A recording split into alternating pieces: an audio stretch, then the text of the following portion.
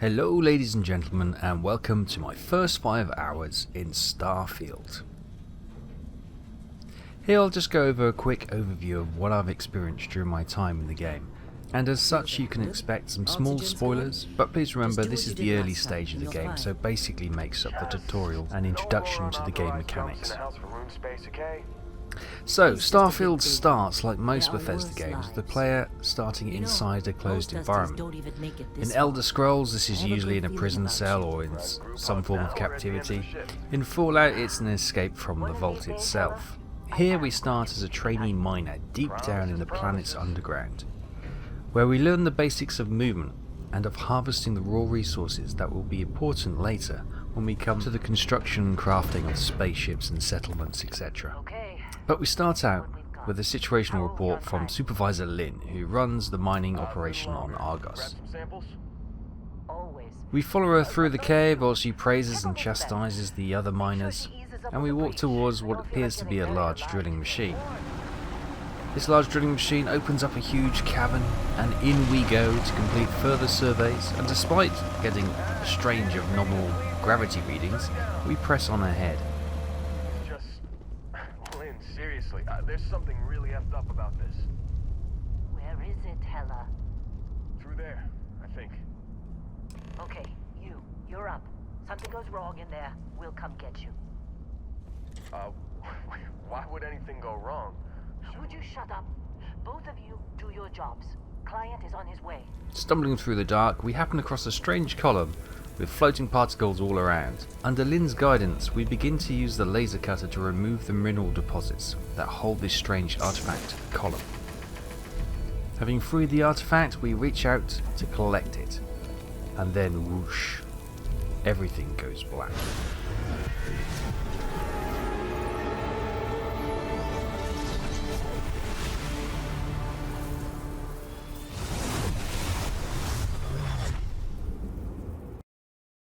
From here we hit the character creation screen, where we can go to the usual Bethesda body and facial tinkering before moving on to settling our background and our traits.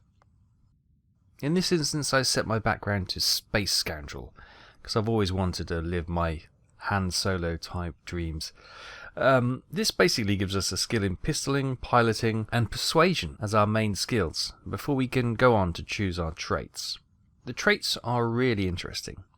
Similar to the Skyrim star alignments, we can add 3 to our character. Now I have chosen for my character a similar kind of Han Solo backstory, and we've chosen Neo Space Rat. The Neo Space Rat's growing up on the mean streets of Neon. This gains access to special dialogue options, better rewards for some missions with Neon, and it also increases the crime bounties for all other factions. There are religion traits too, something I'm not too familiar at this point, so what I chose to do is just go with the Sanctum Universum over the Enlightened and the Serpent's Embrace, because I thought it sounded cooler and more crime bossy. I don't know, but that was my choice anyway. And finally, the Space trait, where our body is accustomed to being in space, granting us health and oxygen boosts when out in space over when we're on the planet's surface. With that done, we get back to our adventure. Waking up in the med bay with Lynn looking over us, muttering some words, I'm told she's made contact with the client, who is on their way to our location. Okay, take it easy. You were out cold. No physical damage. Mentally, the jury's still out. You know who you are? New recruit for Argos Extractors? Ring any bells? Any of this look familiar? We head up to the landing pads and are greeted with the sight of a ship coming into land, with a client on board.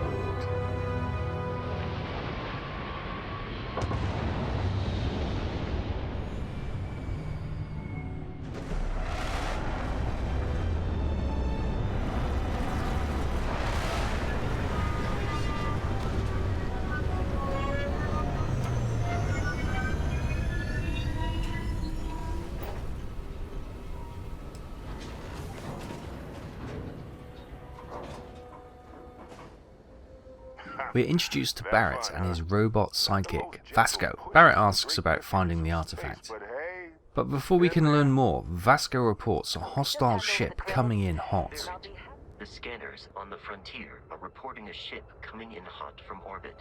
I really thought I lost them. Barrett? Holy shit! And before we know it, a small pirate force attacks to steal the artifact we had recovered.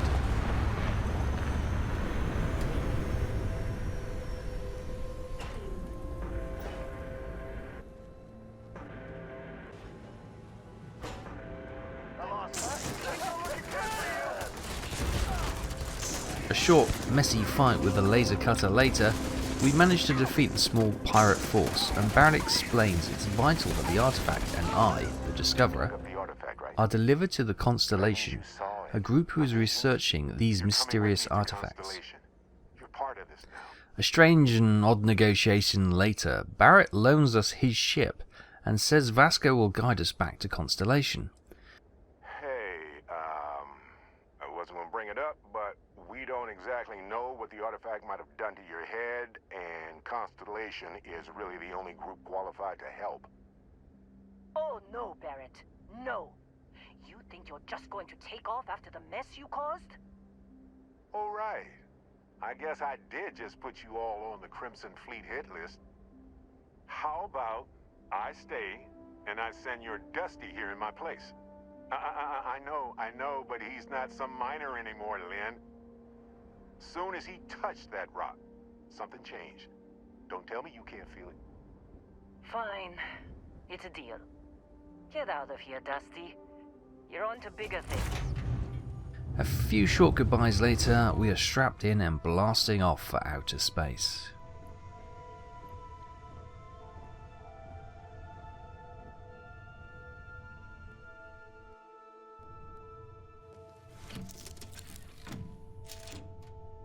Shields ready. The rest is up to you.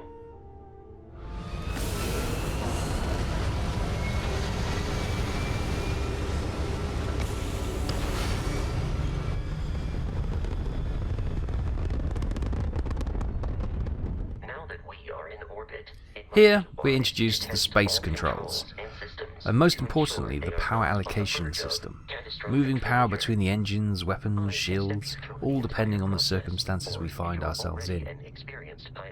And wouldn't you know it, another couple of small pirate ships have found us and are coming into the system. Are you familiar with ship combat tactics? Because that's a Crimson Fleet ship bringing its weapons to bear.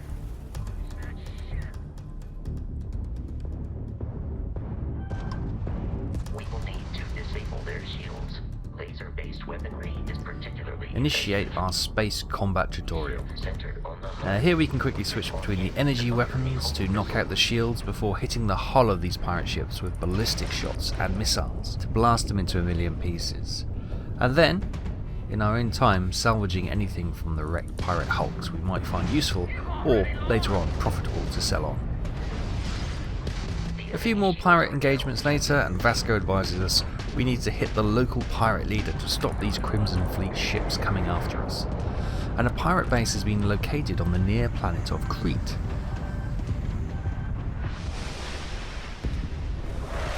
I'll follow you from here on out, Captain.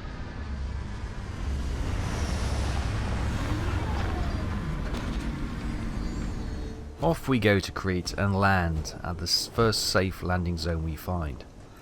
Crete looks like a barren wasteland. It's a volcanic planet with very few life forms and a very hostile environment. So first off we head out to start surveying the planet's surface.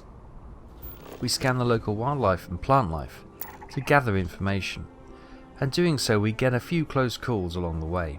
Thankfully Vasco is an able combat droid who does an adequate job keeping us safe. The more we scan, the more we learn. Take the Crete grazers here. These herd creatures are not hostile in general, but are wary and will attack if they feel threatened. At this point, cue Vasco and his blood rage moments, gunning down the entire herd for no reason whatsoever. If that wasn't bad enough, Vasco then decides to attack a local Crete stalker. These creatures can be aggressive and use their ambush tactics to do some real damage. Thankfully, we survive and head off to the next encounter. Along the way we do a spot of mineral collecting for crafting purposes before we see another ship land just over the next hill. Time to investigate, we think. It's about this time the weather starts to turn and we're caught out in a dust storm. Not only does this limit our visibility, but it also impacts our health, and we start to develop a cough. This cough later develops into a full-blown lung damage, and when we get to the ship, I'm surprised to see the crew out and about without a spacesuit, wondering how they too are not dying from lung damage. You wouldn't happen to have any spare ship parts, would you? We can probably jerry-rig a fix on our own. Anyway, the captain advises he too was hit by the pirates, and he is in need of some spare parts to get the ship up and running. I offer to keep my eye out for any spare parts I may find, before checking they've properly locked their ship. Wouldn't want anyone stealing their ship now, would we? No, of course not. We haven't gone too far before the remains of an installation come into sight. As we near the site, we hear the whiz and the pop of a gunfight in progress, so we slow to a crawl and move closer in a stealthier fashion. As we near the site, it is identified as a collapsed observation tower. Luckily enough, though, we are able to gain access and take shelter from this storm. After looting everything which isn't nailed down, and treating what I can of my wounds, we head out to investigate what's causing the fighting. We run into a few eclectic guards, which were quickly dispatched.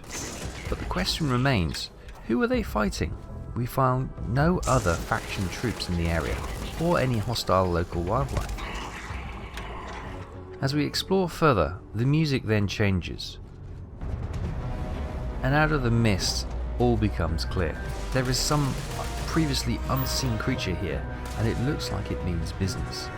I bravely run away to a safe distance and let Vasco take the lead, until it becomes clear that without my help, he will not survive. After a quick pause to attempt the scan of this terramorph, I jump straight in with a few swings of my trusty axe, before bravely running away again. This time, to my dismay, the terramorph follows, and it quickly becomes a real race for survival.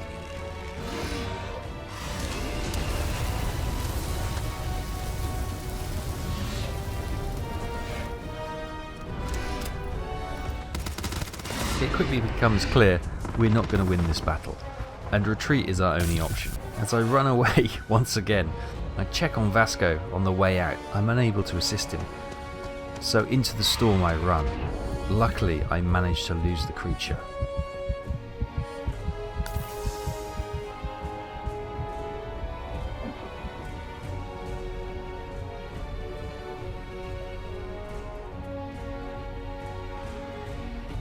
Thankfully, Vasco's repair protocols kick in, and he's later able to join me as we book it away from the observation tower to another sensor location indicated on the map. This time, it's a deserted civilian outpost where we can take shelter and heal our wounds from our previous dance with the terramorph. With the storm set in and the light fading, I settled in for the night in the safety of the shelter. The next morning, all looks good. So we pick up the remaining supplies and head out once again, still coughing with my persistent lung damage. However, the restful night's sleep has improved my prognosis, and the healing has begun. We wander through the day, scanning and mining as we go. Thankfully, Vasco can carry much of my heavy burdens. As the light once again starts to fall, we come across an abandoned military outpost. However, worryingly, the lights are still on. Is this the pirate base we are looking for? Well, no. It's true the outpost is no longer abandoned, and it is indeed occupied by the pirates. However, this is not their main base, and they are using it as just an outpost and landing pad.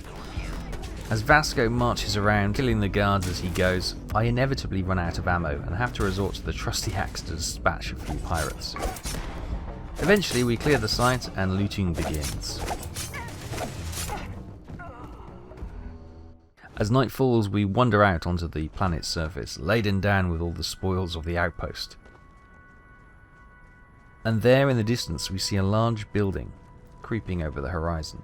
As we approach, it's clear this large building is a refinery, which is under the control of a group of spacers. We break in through the back door and start clearing the rooms leaving destruction and infernos wherever we go.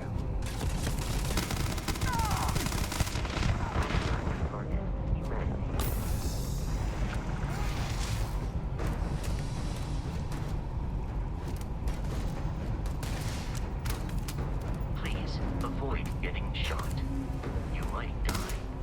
It's here we find some scientists, and the first mentions of a secret weapons installation, where they are trying to transform aggressive creatures from around known space with control mechanisms to use as terror weapons. It's at this point we slowly start to understand a little more about the creature we bumped into in the storm, and we guess things didn't go as expected in the science labs. We secure the refinery and take stock of where we are. After 5 hours of wandering around this planet, I'm still nowhere near scanning all the resources that there are, and there are many yet undiscovered locations to explore. And let's not forget, we still need to find the main pirate base and negotiate with the local pirate leader. So what are my first impressions of Starfield?